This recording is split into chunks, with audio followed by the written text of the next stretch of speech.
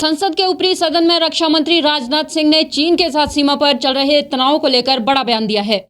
उन्होंने कहा कि भारत और चीन के बीच पीछे हटने पर सहमति बन गई है। पेंगोंग झील के उत्तरी और दक्षिणी किनारे पर दोनों सेनाएं प्राथमिक पोस्ट पर तैनात सैनिकों को पीछे करेंगी। चीन जहां उत्तरी तट पर फिंगर 8 के पूर्व में जाएगा, वहीं भारतीय सेना फिंगर 3 के पास स्थित major Dhan Singh Thapa post permanent base पर रहेगी। उन्होंने कहा कि पेंगोंग झील से सेनाओं के पूरी तरह से हटने के बाद दोनों सेनाओं के बाद एक बार फिर से वार्ता होगी।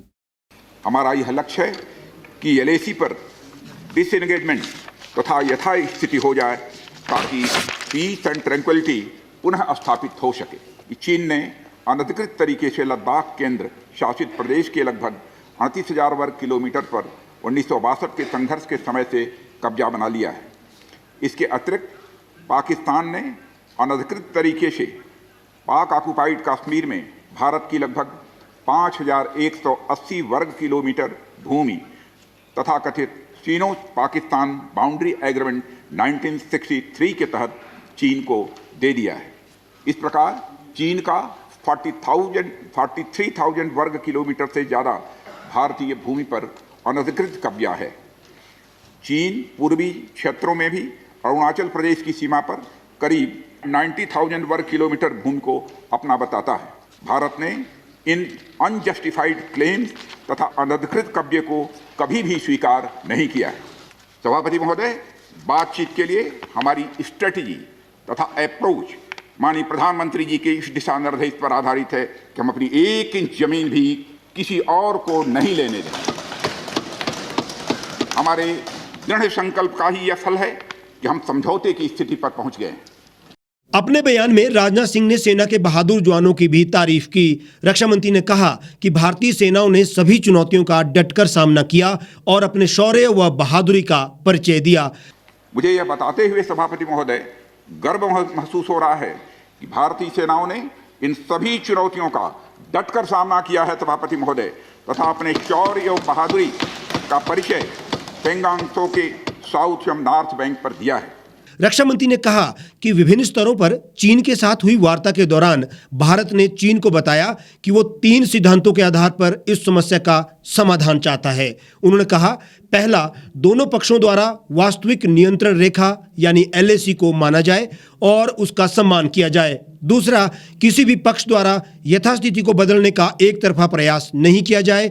और तीसरा, सभी समझौतों का दोनों पक्षों द्वारा पूर्ण रूप से पालन किया जाए। पिछले वर्ष से मिलिट्री एंड डिप्लोमेटिक लेवल पर चीन के साथ हमारा संबंध बना रहा है। इस बातचीत में हमने चीन को यह बताया है कि 3 सिद्धांतों के आधार पर हम इस समस्या का समाधान चाहते हैं। फर्स्ट, दोनों पक्षों द्वारा एलएसी को माना जाए और उसका आदर किया जाए। दूसरा, किसी भी पक्ष द्वारा यूनिलेटरली स्टेटस को बदलने का प्रयास न किया जाए। तीसरा, सभी समझौतों का दोनों पक्षों द्वारा पूर्ण रूप से पालन किया जाए। सभापति महोदय, फ्रिक्शन क्षेत्रों में डिसएंगेजमेंट के लिए भारत का यह मत है कि 2020 की फॉरवर्ड डिप्लॉयमेंट जो एक दूसरे के बहुत नज़दीक हैं वे दूर हो जाएं और दोनों सेनाएं वापस अपनी अपनी स्थायी या मान्य चौकियों पर वापस लौट जाएं। रक्षा मंत्री ने सदन में कहा कि मुझे सदन को यह बताते हुए खुशी हो रही है कि हमारे इस दृष्टिकोण और निरंतर वार्ता के फलस्वरूप चीन के साथ पेंगोंग झील के दक्षिण और पश्चिम किनारे पर चीनी सेना के पीछे हटने का समझौता हो गया है। समझौता के अनुसार दोनों पक्ष फॉरवर्ड डिप्लॉयमेंट को चरणबद्ध, समन्वित और सत्यापित तरीके से हटाएंगे। इन दिशा निर्देशों के दृष्टिगत सितंबर 2020 से लगातार मिलिट्री एंड डिप्लोमेटिक लेवल पर दोनों पक्षों में कई बार बातचीत हुई है कि इस डिसएंगेजमेंट का म्यूचुअली एक्सेप्टेबल तरीका निकाला जाए। अभी तक सीनियर कमांडर्स के स्तर पर 9 राउंड्स की बातचीत हो चुकी है। राजनयिक स्तर पर भी WMCC यानी working mechanism for consultation and coordination of India China border affair के तहत भी बैठकें होती रही हैं। सभापति महोदय, मुझे सदन को यह बताते हुए खुशी हो रही है कि हमारे इस अप्रोच तथा सस्टेन्ड टॉक्स के फलस्वरूप चीन के साथ पेंगोंग लेक के नॉर्थ एवं साउथ बैंक पर डिसएंगेजमेंट का समझौता हो गया है। उन्होंने कहा, पैंगोंग झील को लेकर हुए समझौते के मुताबिक चीन अपनी सेना को फिंगर 8 से पूर्व की ओर रखेगा। इसी तरह भारत अपनी सेना को फिंगर 3 के पास अपने परमानेंट बेस पर रखेगा। सभापति महोदय इस बात पर भी सहमत हो गई है कि पैंगोंग लेक से पूर्ण डिसएंगेजमेंट के 48 आवर्स के अंदर सीनियर कमांडर स्तर की बातचीत हो तथा बाकी बचे हुए मुद्दों पर भी हल निकाला जाए। पैंगोंग लेक एरिया में चीन के साथ डिसएंगेजमेंट का जो समझौता हुआ है उसके अनुसार दोनों पक्ष फॉरवर्ड डिप्लॉयमेंट को phased, coordinated and verified manner में हटाएंगे। चीन अपनी सेना की टुकड़ियों को नॉर्थ बैंक में फिंगर 8 के पूरब की दिशा की तरफ रखेगा और इसी तरह भारत भी अपनी सेना की टुकड़ियों को फिंगर 3 के पास अपने permanent base Dhan Singh Thapa post पर रखेगा। इसी तरह की कार्रवाई साउथ बैंक एरिया में भी दोनों पक्षों द्वारा की जाएगी। ये कदम आपसी समझौते के तहत बढ़ाए जाएंगे तथा जो भी निर्माण आदि दोनों पक्षों द्वारा अप्रैल 2020 से नॉर्थ एंड साउथ बैंक पर किया गया है उन्हें हटा दिया जाएगा और पुरानी स्थिति कायम कर दी जाएगी।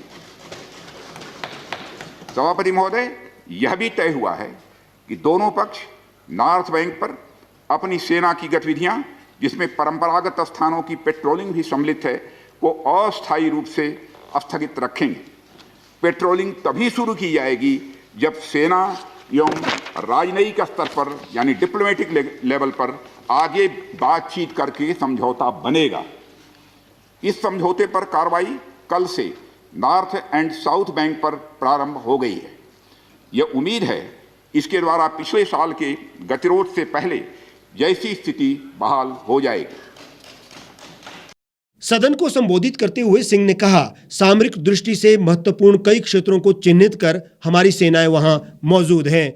भारतीय सेनाएं अत्यंत बहादुरी से लद्दाख की ऊंची दुर्गम पहाड़ियों और कई मीटर बर्फ के बीच में भी सीमाओं की रक्षा करते हुए अडिग है और इसी कारण हमारा एज बना हुआ है। सामरिक दृष्टि से महत्वपूर्ण कई क्षेत्रों को चिन्हित कर हमारी सेनाएं कई पहाड़ियों के ऊपर तथा हमारे दृष्टिकोण से उपयुक्त अन्य क्षेत्रों पर भी मौजूद हैं। भारतीय सेनाएं अत्यंत बहादुरी से लद्दाख की ऊंची दुर्गम पहाड़ियों तथा कई मीटर बर्फ के बीच में भी सीमाओं की रक्षा करते हुए अडिग हैं और इसी कारण हमारा एज बना हुआ है। सभापति महोदय, हमारी सेनाओं ने इस बार भी यह साबित करके दिखाया है कि भारत की संप्रभुता एवं अखंडता की रक्षा करने में वे सदैव हर चुनौती से लड़ने के लिए तत्पर हैं और अनवरत कर रहे हैं। रक्षा मंत्री ने कहा, मैं इस सदन को आश्वस्त करना चाहता हूं कि इस बातचीत में हमने कुछ भी खोया नहीं है। अभी भी LAC पर डिप्लॉयमेंट और पेट्रोलिंग के बारे में कुछ बकाया मुद्दे बचे हैं। इन पर हमारा ध्यान आगे की बातचीत में रहेगा। मैं इस सदन को आश्वस्त करना चाहता हूं कि इस बातचीत में हमने कुछ भी खोया नहीं है। सभापति महोदय, सदन को यह भी जानकारी देना चाहता हूं अभी भी LAC पर डिप्लॉयमेंट तथा पेट्रोलिंग के बारे में कुछ आउटस्टैंडिंग इशूज बचे हुए हैं। इन पर हमारा ध्यान आगे की बातचीत में रहेगा। दोनों पक्ष इस बात पर सहमत हैं कि बाइलेटरल एग्रीमेंट्स तथा प्रोटोकॉल के तहत पूर्ण डिसएंगेजमेंट जल्द से जल्द कर लिया जाए। दोनों पक्ष इस बात पर सहमत हैं कि द्विपक्षीय समझौता और प्रोटोकॉल के तहत पूर्ण डिसएंगेजमेंट जल्द से जल्द कर लिया जाएगा। अब तक की बातचीत के बाद चीन भी देश की संप्रभुता की रक्षा के हमारे संकल्प से पूरी तरह और अच्छी तरह अवगत है। हमारी यह भी अपेक्षा है कि चीन द्वारा हमारे साथ मिलकर बचे हुए मुद्दों को हल करने का पूरी गंभीरता के साथ प्रयास किया जाएगा। सभापति महोदय, मैं इस सदन से आग्रह करना चाहता हूं कि मेरे साथ संपूर्ण सदन हमारी आर्म्ड फोर्सेस की इस विषम एवं भीषण बर्फबारी की परिस्थितियों में भी शौर्य और वीरता के प्रदर्शन की भूरी भूरी प्रशंसा करे।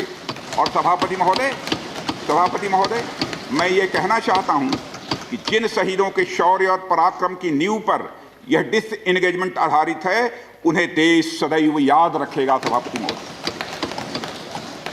मैं इस बात से भी पूरी तरह से आश्वस्त हूं कि यह पूरा सदन, चाहे कोई किसी भी दल का क्यों न हो, देश की संप्रभुता, एकता और अखंडता और सुरक्षा के प्रश्न पर एक साथ खड़ा है और एक स्वर से समर्थन करता है कि यह संदेश केवल भारत की सीमा तक ही सीमित नहीं रहेगा, बल्कि पूरे विश्व को जाएगा। सभापति महोदय।